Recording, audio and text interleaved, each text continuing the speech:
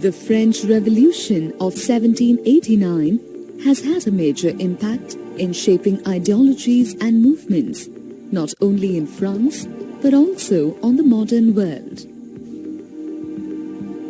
A society based on privileges gave way to a new system of governance, with the establishment of a legislature, executive, and judiciary.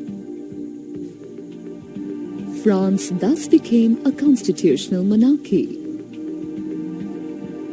The Declaration of the Rights of Man and Citizen during the Revolution announced the coming of a new time as it promoted the ideals of liberty and democracy.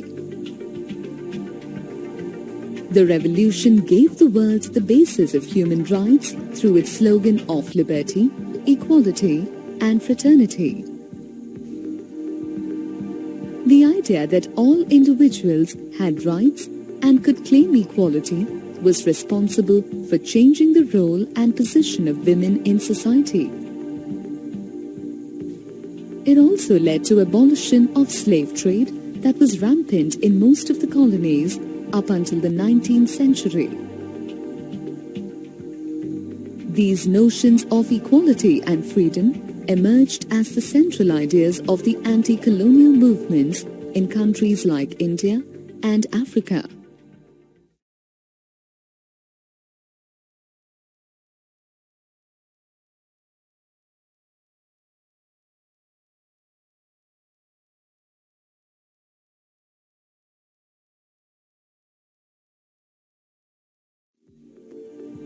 Women in France were active participants in the events that were shaping the French society in the 18th century.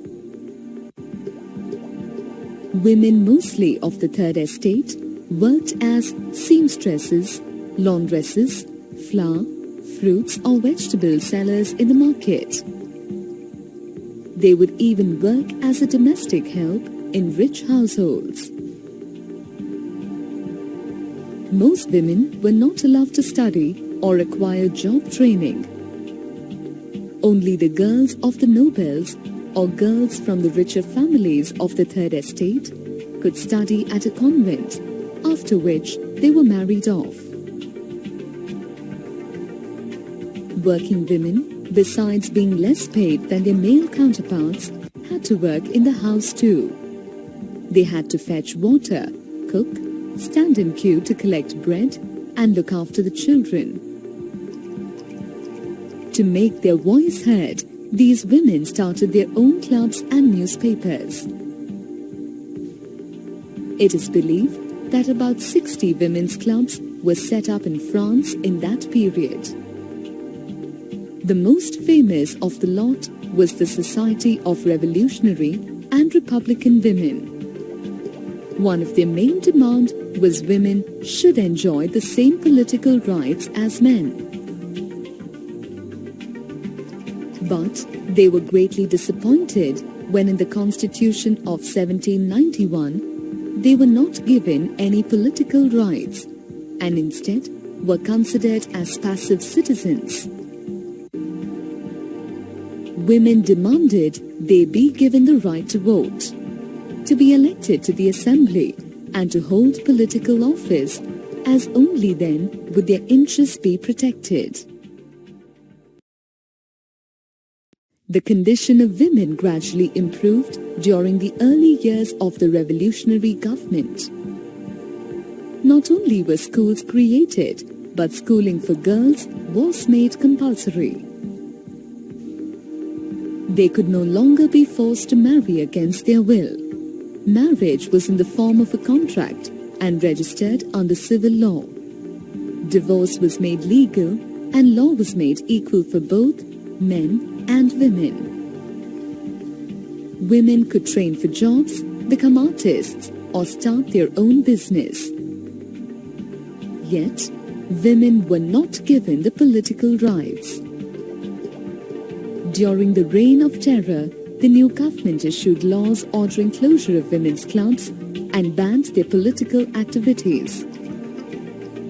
Many prominent women were arrested and a number of them executed.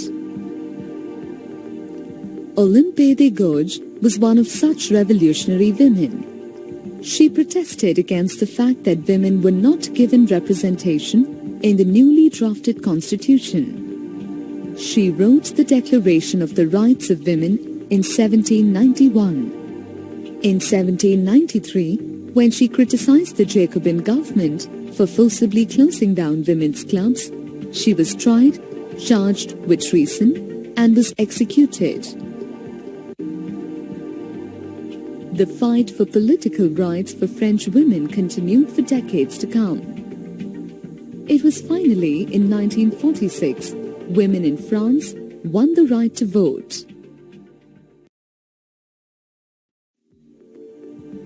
France had its colonies in the Caribbean islands of Martinique, Guadeloupe, and Santo Domingo.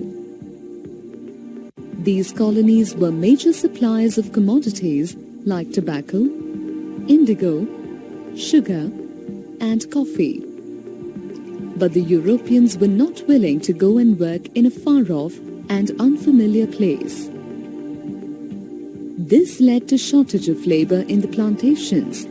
This led to the development of a triangular slave trade between Europe, Africa, and the Americas.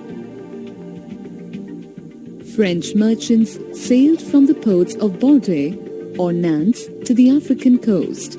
Here they would buy slaves from local chieftains.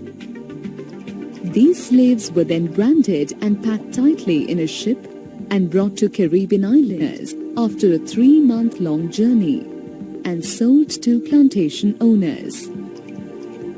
These slaves were exploited to meet the demand for goods like sugar, coffee, and indigo in the European market. Port cities like Bordeaux and Nantes flourished due to the successful slave trade business. Slave trade flourished throughout the 18th century as no concrete attempts were made to make it illegal. Finally, the convention in 1794 declared all slaves free. But this was short-lived as Napoleon reintroduced slavery. Slavery was abolished in all French colonies in 1848.